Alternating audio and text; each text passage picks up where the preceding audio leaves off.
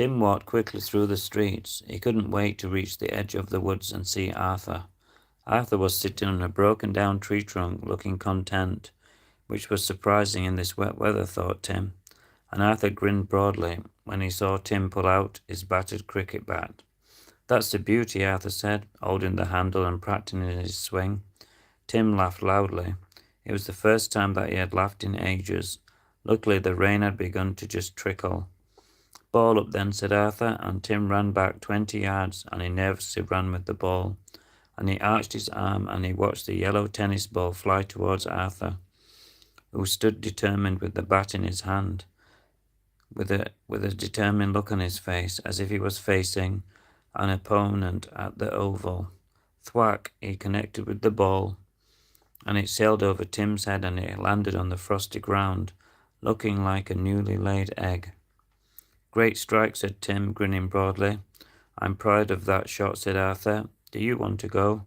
he said, looking at a worried-looking Tim. "Yes, please," said Tim, but he wasn't so sure. "Just a quick go," he added. He didn't want to be late for school again.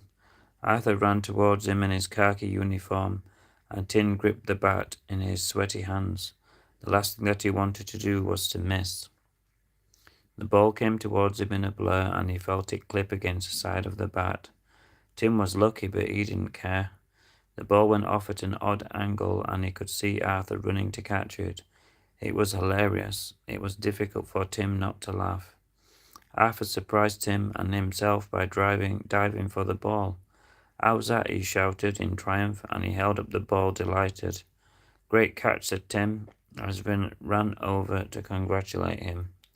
"I have to go to school now," he said a little sadly. "It's a shame I can't play cricket on my own," said Arthur with a disappointed shrug. "Don't worry," said Tim. "I'll be back," as he hurried over the frosty fields. Tim sat through the lessons, and he felt happier than he had in a long time.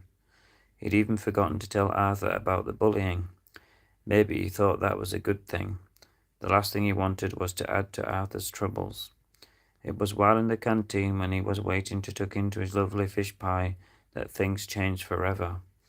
Unusually, the headmaster put his hand on his shoulder, and before he knew it, he was in the head's office, and is surrounded by a group of nervous-looking teachers, with worried looks on their faces.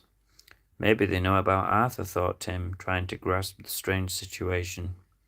But the news was worse than that, far worse. The only words he could make out were crash, accident, and death.